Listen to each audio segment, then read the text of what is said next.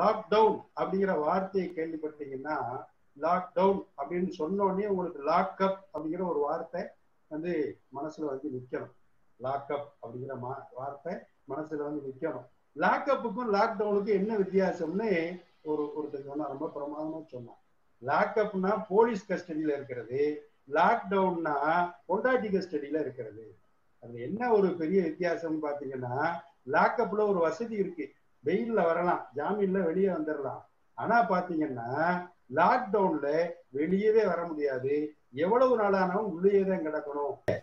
தமிழர்களுடைய இதய சிம்மாசனங்களில் ஒருவேற்றிருக்கக்கூடிய எங்களது மரியாதைக்குரிய தமிழறிஞர் நடுவர் ஐயா சுகி சுகம் அவர்களே, உலகம் முழுவதும் இந்த நிகழ்ச்சியை மிக அருமையாக எளிய தமிழர் உணர்வோடு நடத்தி கொண்டிருக்கிற ஸ்லவ் தமிழ்ச்சங்கம் மற்றும் லண்டன் ஐரோப்ப தமிழ் சங்கங்களினுடைய சங்கமத்தை சார்ந்த பெருமக்களே, பட்டிமண்டப பேச்சாளர்களே, உங்கள் அனைவருக்கும் என்னுடைய இடுக்கண் வருங்கால் நகுகை என்கிற சிரிப்போடு, அது சிரிக்கிறதா இல்லையான்னு தெரியாத ஒரு தன்மையோடு என்னுடைய நீங்க வரும்போது நாங்க சிரிச்சா அந்த குரலுக்கு அர்த்தம் வேற ஆயிடும்.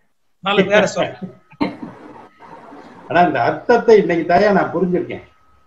அதாவது ஊரடங்கு, லாக்டவுன் அப்படின்னு ஒரு அருமையான அந்த ஆங்கில வார்த்தைக்கு ஊரடங்கு, அப்புறம் தெருவடங்கு, அதுக்கப்புறம் வீடடங்குன்னு ஒரு வார்த்தையை கண்டுபிடிச்சிருக்காங்க. இவன் அடங்க மாட்டான் மனுஷன், இவன் அடங்க மாட்டான். ஊரை அடக்குவான், மத்தவனை அடக்குவான், வீட்டை அடக்குவான், இவன் தன்னை அடக்க மாட்டான். ஆமா. ஆனா அந்த வீடடங்குன்ற வார்த்தைய வந்து நான் இன்னைக்கு தாயா உண்மையா அதை புரிஞ்சுக்கிட்டேன். இப்ப இந்த 60-70 நாள்ல வீடடங்குன்னா என்ன அர்த்தம்? வீட்டுல அடங்குறது, வீட்டுக்காரமாவுக்கு அடங்குறது. அது ரொம்ப முக்கியமானது. எப்பவுமே நெருக்கடியான காலகட்டங்கள்ல எல்லாம் இந்த பயனை அடையக்கூடிய அந்த தன்மை யாருக்கு வாய்க்கும்னா பெண்களுக்கு தான் வாய்க்கும். இது ராமாயண காலத்துல இருந்து இப்ப இருக்கக்கூடிய கொரோனா காலம் வரைக்கும் அந்த நெருக்கடிகளை தமக்கு சாதகமாக பயன்படுத்தி கொண்டவர்கள் பெண்கள். கஷ்டப்பட்டுக்கிட்டு கடைசி வரைக்கும் துன்பப்பட்டுக்கிட்டே இருந்தவங்க ஆண்கள். இப்ப அக்கா சாந்தாமணி அக்கா அடுத்து பேச வர போறாங்க. நேற்று நடந்த ஒரு சம்பவத்தை இந்த ரிஹர்சல் பார்க்கும்போது சொல்லிட்டு இருந்தாங்க. அவங்க பக்கத்து வீட்டு அக்கா வந்திருக்கு. அக்கா சாந்தாமணி அக்கா, உங்க வீட்டுல வாஷிங் மிஷின் இருக்குதா அப்படின்னு கேட்டிருக்காங்க. அக்காவுக்கு வந்துச்சு பாருங்க கோபம். நான் சொல்லுவேன், நீ உட்காரு, எந்திரி, போ, சாப்பிடு, போ, வா அப்படின்னு நான் சொல்லுவேன். நீமா மரியாதை இல்லாம சொல்றது வாஷிங் மிஷின் இருக்காரா அப்படின்னு கேட்டிருக்கணும். நீ என்ன கேட்கிற? வாஷிங் மிஷின் இருக்குதான்னு கேட்கறியா? அப்படியே விட்டீங்கன்னா ஒட்டட கம்பு இருக்கா அப்படின்னு கேட்பேன். ஒட்டட கம்பு இருக்காரா அப்படின்னு கேட்கணும். கிரைண்டர் மிக்சி இருக்காரா அப்படின்னு கேட்கணும். அப்புறம் வந்து வேக்யூம் கிளீனர் இருக்காரா அப்படின்னு கேட்கணும். மரியாதையா கேட்டு பழகு. மரியாதை இல்லாம பேசுறதெல்லாம் எங்க வீட்டுல மட்டும் வச்சுக்கிறேன்னு அந்த அக்கா சொல்லுச்சு அப்படின்னு சொல்லுவாங்க. நடுவர் அவர்களே, இன்னைக்கு இந்த 60-70 நாள்ல என்ன சொல்றாங்கன்னா, அந்த லாக்டவுன் என்ன பண்ணுது அப்படின்னா ஒரு பாலத்தை உருவாக்கி இருக்கிறதுன்னு எழுதுறான், பேசுறான். எல்லா இடத்துலயும் நம்மளும் பேசுறோம். அலுவலகத்துக்கும் வீட்டுக்கும் இடையில் இருக்கக்கூடிய ஒரு பாலத்தை அது உருவாக்கி இருக்கிறது கொரோனா அப்படின்னு. இது என்ன பாலத்தை உருவாக்கி இருக்குன்னா, இந்த டிஷ்வாஷ் பாரை வச்சு கட்டியிருக்காங்க. ஏதோ இந்த இலங்கைக்கு கல்லுகளை போட்டு கட்டின மாதிரி டிஷ்வாஷ் பார், பாத்திரம் வளர்க்குற பாரை வச்சு கட்டியிருக்காங்க, தொடப்பக்கட்டையை வச்சு கட்டியிருக்காங்க, கரண்டிகளை வச்சு கட்டியிருக்காங்க. அலுவலகத்துல நீங்க என்ன வேலை பார்த்தீங்க, இங்க வாங்க உங்களுக்கு சொல்லித்தரோம் சொல்லி இவங்க சொல்றதெல்லாம் பார்த்தோம்னா நடுவர் அவர்களே, இன்னைக்கு வந்து அவங்க சொல்லி தர்ற பயிற்சியெல்லாம் ரொம்ப பிரமாதம். தியானம் மாதிரி பாத்திரம் விளக்குறது விளக்குங்க அப்படின்னா அப்படியே தேய்க்க தேய்க்க நல்லா தேய்ங்க, மனசு வெளிச்சமாகும், பாத்திரமும் பளிச்சமாகும் அப்படின்றாங்க. இப்படி பழகி பழகி என்ன ஆகி போகும்னு தெரியல. ஒரு மனிதன் இருந்தா அவனுக்கு கொஞ்சம் நீங்க தேய்ச்சிங்களா தேய்க்கலையா அத சொல்லுங்க. சும்மா ஊரா மத்தவங்களையும் சொல்லிக்கிட்டு இருக்கீங்க. ரேகைகளே இல்ல. உங்க முகத்திலேயே ஒரு பளபளப்பு தெரியுது. பாத்திரம் தேய்ச்சதனுடைய அருமை எங்க அண்ணன் முகத்திலேயே பளபளன்னு தெரியுது. வாங்க வாங்க. அப்படி அந்த தேய்க்க சொல்றாங்க, அப்படி பண்ண சொல்றாங்க. வந்து ஒரு மனிதனுக்கு ஒரு சின்ன ஒரு டவுட், பாத்திரம் தேய்க்கும் போது நகை சுத்து நமக்கு வந்திருக்குமே, வந்துதா? அது முதல்ல தேய்க்கும் போது வந்திருக்கும். இது பரம்பரையா பரம்பரையா தேய்க்கிறவங்களுக்கு வராது நடுவர்கள். நீங்க இப்ப உங்களுக்கு இப்ப வந்திருக்கிறதுக்கு வாய்ப்பு இருக்கு. அதனாலதான் கேட்டுக்கிட்டேன், உங்களுக்கு வந்துதான்ற டவுட்டுக்கு தான் கேட்டேன். ஆமா. அப்புறம் வந்து இப்போ ஒவ்வொரு மனிதனும் வீட்டை விட்டு கிளம்பும் போது ஒரு முகமூடியோட கிளம்புவான். அந்த அபார்ட்மெண்ட் வாசல்ல இருக்க வாட்ச்மேன்ட்ட ஒரு முகம், வண்டி எடுத்துட்டு போற டிரைவர்கிட்ட ஒரு முகம், அலுவலகத்துக்கு நுழையும் போது அங்க இருக்கிற வாட்ச்மேன்ட்ட ஒரு முகம், அப்புறம் சக பணியாளர்கள்ட்ட ஒரு முகம், கீழே இருக்கவங்ககிட்ட ஒரு முகம், மேல இருக்கவங்கள்ட்ட ஒரு முகம், அப்புறம் டைபிஸ்ட ஒரு முகம், இப்படி ஒவ்வொரு விதமான முகங்களை காமிச்சுக்கிட்டே அப்படி போயிட்டு வந்துட்டு திருப்பி வந்து வீட்டுல வந்து ஒரு 8 மணிக்கு தன்னுடைய ஒரிஜினல் முகத்துக்கு மாறுவான். ஒரு அரை மணி நேரம் மனைவி கூட பேசுவான், சண்டை வந்துடும், முடிஞ்சு போகும். ஒரிஜினல் முகத்தை காட்டுறதுக்கு ஒரு அரை மணி நேரம் தான் இருந்துச்சு வீட்டுல. இந்த கொரோனா காலம் என்ன ஆகி போச்சு, ஒரு நாளைக்கு 24 மணி நேரமும் அவங்க முகத்தையே பார்த்து இப்ப என்ன ஆகி போச்சு தெரியுங்களா? வெளியில போனாலும் கொரோனா, உள்ள இருந்தாலும் கொரோனான்னு ஆகி போச்சு. கொரோனாவோடு வாழ பழகுங்கள்னு இப்ப எல்லாம் சொல்றாங்கல்ல.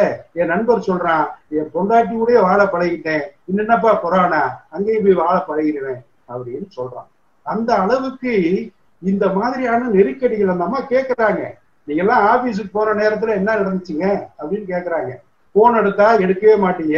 யாரோ ஒரு அம்மாவை வேலைக்கு வச்சுக்கிட்டு நீங்கள் தொடர்பு கொள்ளும் நபர் வேறு ஒருவருடன் பேசி கொண்டிருக்கிறான்னு சொல்றதுக்கு ஆள் வச்சிருக்கீங்க.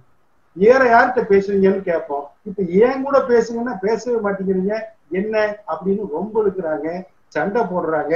வீடு என்பது ரணகலமாகத்தான் இருக்கு, எந்நேரமும் ஒரே முகத்தை. இப்ப காய்கறி கடைகள்லாம் மார்க்கெட்டை எல்லாம் தூக்கிட்டு பஸ் ஸ்டாண்ட்ல வச்சாங்க.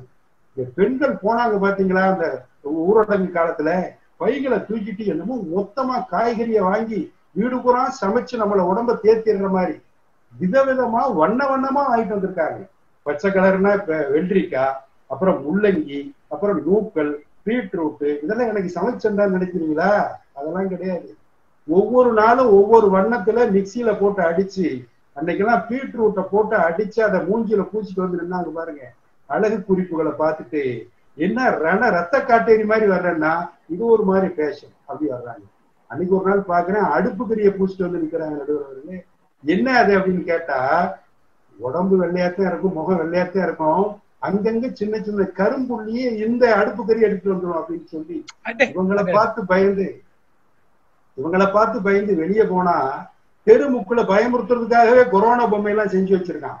அதை பார்த்தா இந்த முகத்தை பார்க்கும்போது அது அழகா தெரியுது, நமக்கு வந்து பிரச்சனைகள் பண்ணிட்டு இருக்காங்க. இப்படி ஒரு நிலைமைகள் இருக்கும்போது நடுவர்களே, இப்ப லாக்டவுன் அப்படிங்கிற வார்த்தையை கேள்விப்பட்டீங்கன்னா, லாக்டவுன் அப்படின்னு சொன்ன உடனே உங்களுக்கு லாக்அப் அப்படிங்கிற ஒரு வார்த்தை வந்து மனசுல வந்து நிக்கணும். லாக்அப் அப்படிங்கிற வார்த்தை மனசுல வந்து நிக்கணும். லாக்அப்புக்கும் லாக்டவுனுக்கும் என்ன வித்தியாசம்னு ஒருத்தர் சொன்னா, ரொம்ப பிரமாதமா சொன்னான். லாக்அப்னா போலீஸ் கஸ்டடியில இருக்கிறது, லாக்டவுன்னா பொண்டாட்டி கஸ்டடியில இருக்கிறது. அது என்ன ஒரு பெரிய வித்தியாசம் பாத்தீங்கன்னா, லாக்அப்ல ஒரு வசதி இருக்கு, வெயில்ல வரலாம், ஜாமீன்ல வெளியே வந்துடலாம். ஆனா பாத்தீங்கன்னா லாக்டவுன்ல வெளியவே வர முடியாது, எவ்வளவு நாளானாலும் உள்ளேயேதான் கிடக்கணும் அப்படின்னு அது நான் பெயிலபிள் அப்படிங்கிற நிலவையில கொண்டு போய் நம்மளை உள்ள வச்சுட்டாங்க. இப்படி விவரமா சொல்றீங்க, விவரமா. கடிகாரமும் பாத்துக்கிட்டேலா? கடிகாரம் பாத்துக்கிறீங்களா? பாத்துக்கிட்டு இருக்கையா, எத்தாம பெருசா மாட்டிருக்கேன். அந்த அளவுக்கு இது நேரம் போறதே தெரிய மாட்டேங்குது இந்த 60-70 நாள்ல ஊரடங்குல. நடுவர் அவர்களே, இப்பதே நீங்க பார்க்கும்போது ரொம்ப அழகா பளிச்சுன்னு ஒரு அங்கவஸ்திரம் போட்டு நல்ல அருமையான ஜிப்பா போட்டு நீட்டா வந்திருக்கீங்க. இந்த 70 நாள்ல இன்னைக்கு இது இப்ப நானே போட்டிருக்க சட்டை இன்னைக்குதான் போனா போகுதுன்னு எடுத்து கொடுத்து இந்த டிவி முன்னாடி உங்க கேமரா முன்னாடி உட்காரணுக்காக போட்டு கொடுத்துருக்காங்க. 70 நாள் எனக்கு விதிக்கப்பட்ட விதி என்ன தெரியுங்களா? 2 முண்டா பனியனும் 2 கைலி வேட்டியும் தான். ஒரு நாள் விட்டு ஒரு நாள் மாத்தி துவைச்சு போட்டுங்க, வீட்டுக்குள்ளதானே இருக்க போறீங்க, இன்னைக்கு தான் ஷேவ் பண்ணி பாக்குற மாதிரி வந்து உட்காந்துருக்கீங்க. நீங்களும் அப்படி வந்திருக்கீங்க. அப்படி நெருக்கடிகள் நெருக்கடிகள் நெருக்கடிகள்னு மனுஷனுக்கு எல்லாம் தொடர்ந்து நெருக்கடி தான். திருவாசகத்துல மணிவாசகர் சொல்லுவார், இருதலை கொல்லி எறும்பு உள்ளெரும்பு போலன்வார். இருதலை கொல்லி இருக்க அதுல 2 பக்கம் தீப்பிடிச்சு எரியும், உள்ள நடுவுல மாட்டிக்கிடுச்சு, உள்ள இருக்கிற குழாக்குள்ள எறும்பு மாட்டிக்கிற மாதிரி இப்ப மாட்டிருக்கோம். வெளியே போனாலும் கொரோனா பிடிக்கும், உள்ள இருந்தாலும் கஷ்டம்னு இப்படி தொடர்ந்து பார்க்கும்போது நடுவர்களே, நிறைய பயன்களை பெண்கள் தான் அனுபவித்திருக்கிறார்கள். துன்பங்களை மட்டுமே நாம் அனுபவித்துக் கொண்டிருக்கிறோம்.